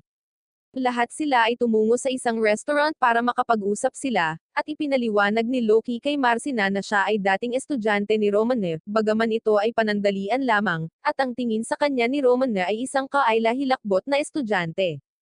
Itinutok niya ang kanyang tinidor kay Loki, at sinabi sa kanya na may gusto siyang pag-usapan kay Marcina na direktang kinasasangkutan ng kanyang pamilya, kaya gusto niyang umalis siya sa mesa. Ngunit nanindigan si Loki at sinabi sa kanya na hindi siya aalis. Siya ay nasa isang partido kasama si Marcina, kaya ang kanyang mga problema ay ang kanyang mga problema din, at siya ay nag-aalala na si Roman na ay maaaring subukang kaladkarin si Marcina pauwi ng labag sa kanyang kalooban kung wala siya rito. Nakakatuwa kay Roman na sa tingin ni Loki ay mapipigilan niya siya kung gusto niyang kunin si Marcina, ngunit mas handang subukan ito ni Loki kung susubukang gawin ito ni Roman na. Sinubukan ni Roman na natakutin si Loki sa pamamagitan ng pagpapakita ng maliit na bola ng apoy at paglulunsad nito sa kanya, ngunit hindi nabigla si Loki at madaling umiwas dito. Kaya, pumayag si Roman na manatili siya dahil mukhang mas may kakayahan siya kaysa sa huling pagkakataon na nakita siya nito.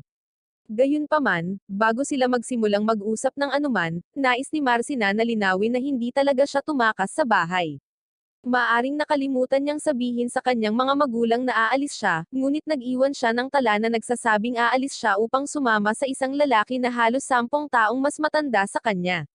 Matapos marinig ang lahat ng iyon, parehong nagulat sina Loki at Romana, at nagsisimula ng maunawaan ni Loki kung bakit mag-aalala ang mga magulang ni Marcina.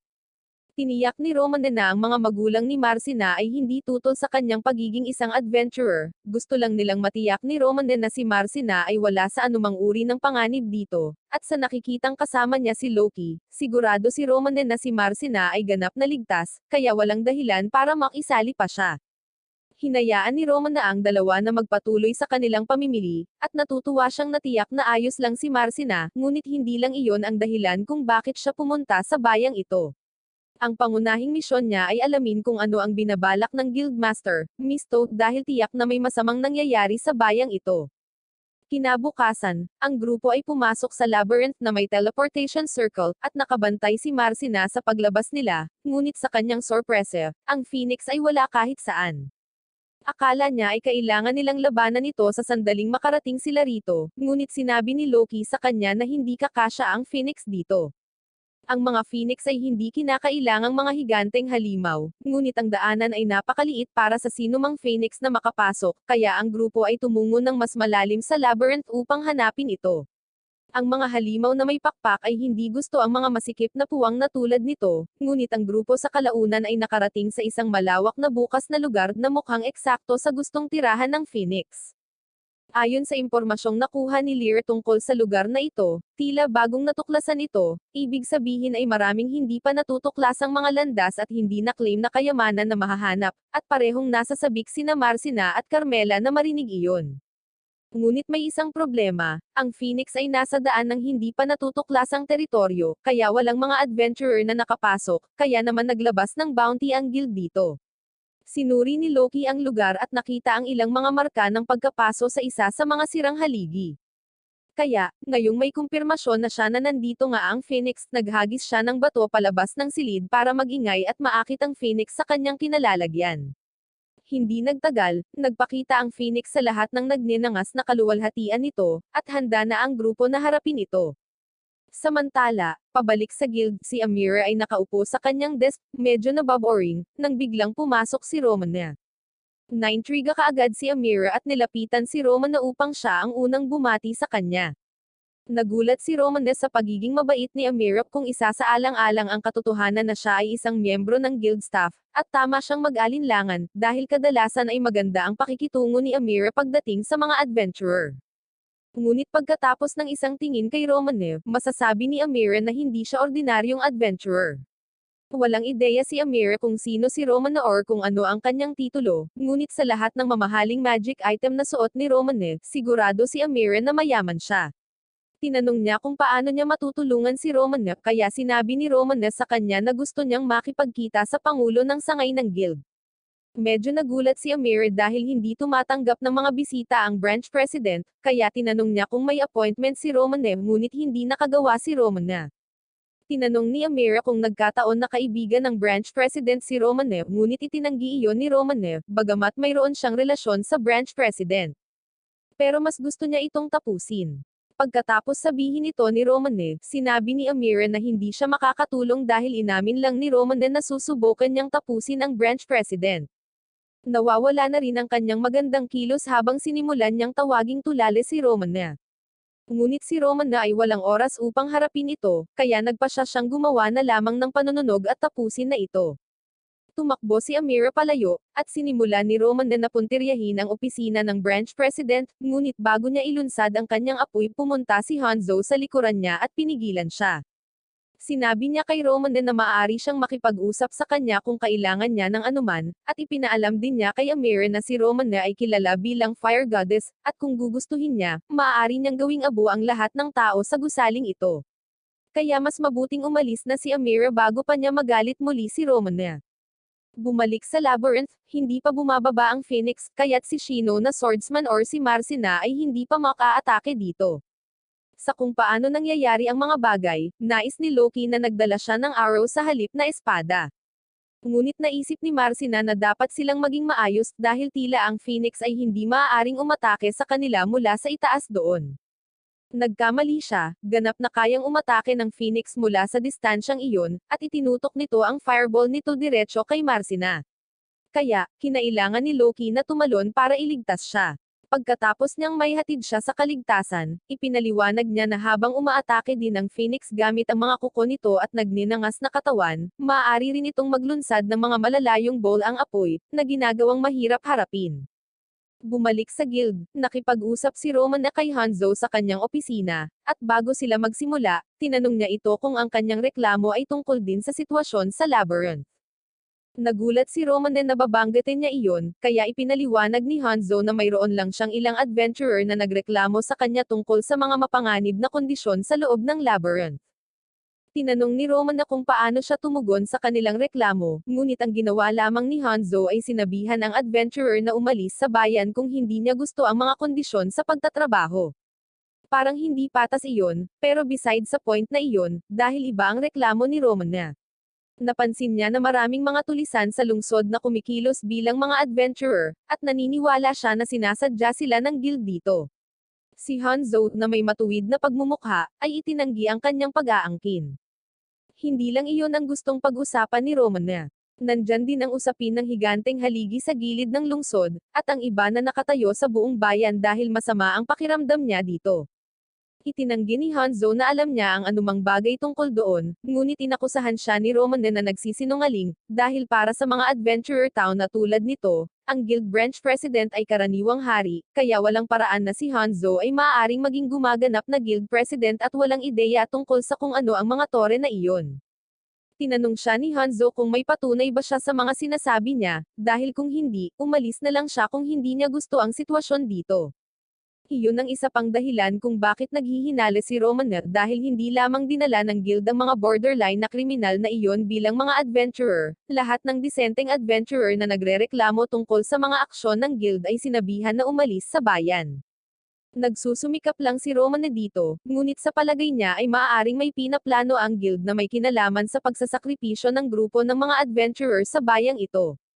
Kaya, pinupuno nila ito ng mga kriminal na walang makaligtaan at sasabihin sa lahat ng disenteng tao na umalis sa halip, at parang may nagpaplano ng labyrinth rampage. Sa labyrinth, nagkakaproblema pa rin ang grupo sa pagharap sa Phoenix at sa mga bowl ang apoy nito. Sa ngayon, wala pa sa kanila ang nataman, ngunit sa lahat ng apoy na ito sa lalong madaling panahon, ang lahat ng oxygen sa silid ay masusunog, at hindi na sila makakatagal pa kung mangyari iyon. Sa ngayon, sinusubukan lang ng Phoenix na itaboy sila para protektahan ang teritoryo nito, dahil alam nitong hindi nito kayang talunin silang 5 sa isang labanan, at nangangahulugan iyon na makakatakas sila kung kailangan nila. Ngunit narito sila sa isang pakikipagsapalaran upang alisin ang bagay na ito, kaya wala silang pagpipilian kundi labanan ito. Tinanong ni Shino si Carmela kung alam niya kung paano gumamit ng water magic, at hindi niya ito espesyalidad, ngunit sinabi niyang maaari siyang mag-atake ng water area. Kahit na hindi niya lubusang mapuksa ang Phoenix, kung maalis man lang niya ang isang bungkos ng mga balahibo nito, dapat ay sapat na ito upang dalhin ang halimaw sa lupa at payagan si Shino na tapusin ito. May kaunting problema pa dahil magtatagal si Carmela sa pag-spell, ngunit hanggang doon, nangako si Shino na sisiguraduhin niyang hindi siya masasaktan. Pupunta rin doon sina Loki at Marcina para tumulong, kaya makatitiyak siyang gagana ang plano. Sumang-ayon si Carmela na gawin ito, kaya lahat ay sumusugod at nagsimulang makuha ang atensyon ng Phoenix. Habang ginagambala nila ito, sinabihan ni Lyra si Carmela na maghanda, kaya sinimulan niya ang kanyang spell at bumuo ng isang water arrow. Kapag tapos na siyang mag-cast, pinaputukan niya ang Phoenix, at naalis ng spell ang isa sa mga pakpak ng halimaw, kaya nahulog ito sa saklaw ng pag-atake ni Shino. Kapag nabigyan na ng pagkakataon, binunot ni Shino ang kanyang espada at tinusok sa katawan ng Phoenix, ngunit masyadong mababaw ang hiwa nito para mapaslang, kaya't nakalipad ang Phoenix pabalik at dumapo sa malapit na haligi. Maaring hindi nila ito nagawang tapusin sa welga na iyon, ngunit ang ginawa ni Shino na sugat ay nakagawa ng malaking halaga ng pinsala sa Phoenix, kaya kung magpapatuloy sila sa bilis na ito, dapat nilang talunin ito. Bumalik sa guild, sinubukan ni Hanzo na baliwalain ang sinabi ni Roman na magkakaroon ng labyrinth rampage, ngunit dahil sa mga kamakailang kaganapan na naganap sa bayang ito, naniniwala siyang mas malamang na mangyari ito.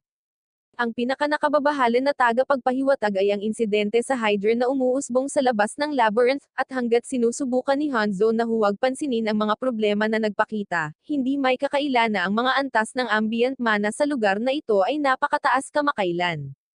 Sa katunayan, habang nagpapatuloy ang pag-uusap na iyon, ang Phoenix sa labyrinth ay nagsimulang samantalahin ang mataas na antas ng mana at nagsimulang mag-evolve. Nakikita ito ng grupo ni Loki, ngunit sa oras na napagtanto nila kung ano ang nangyayari, huli na para pigilan ito dahil nagbago na ang Phoenix at ngayon ay kumikinang na maliwanag na asul. Nalilito si Carmela, dahil bihira raw ang mga mababang antas ng ebolusyon, at si Loki ay nalilito rin gaya niya, dahil ang dalawang mataas na antas na ebolusyon na nangyayari sa loob ng ilang araw ay ganap na hindi naririnig.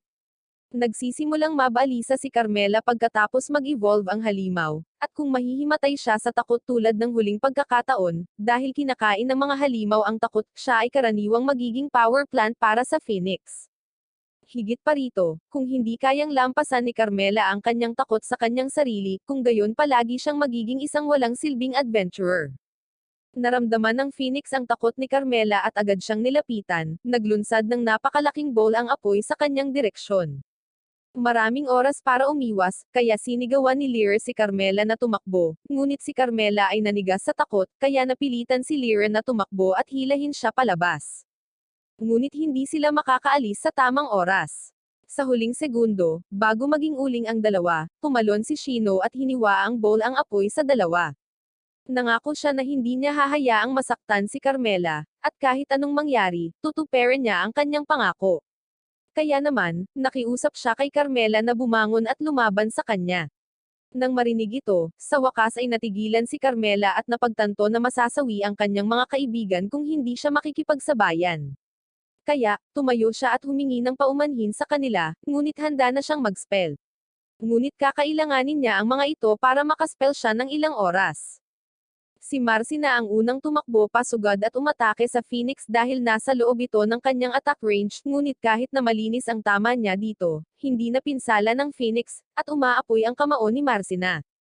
Sa kabutihang palad, ang guwantes lamang niya ang nasusunog, ngunit ngayon ay sinisimulan niyang muling isaalang-alang ang posibilidad ng pagboboksing ng Firebird. Ang Phoenix ay bumalik para sa ikalawang round, at si Marcina ay walang paraan upang ipagtanggol ang sarili. Kaya, tumalon si Loki at hinerangan ang pag-atake nito gamit ang kanyang espada.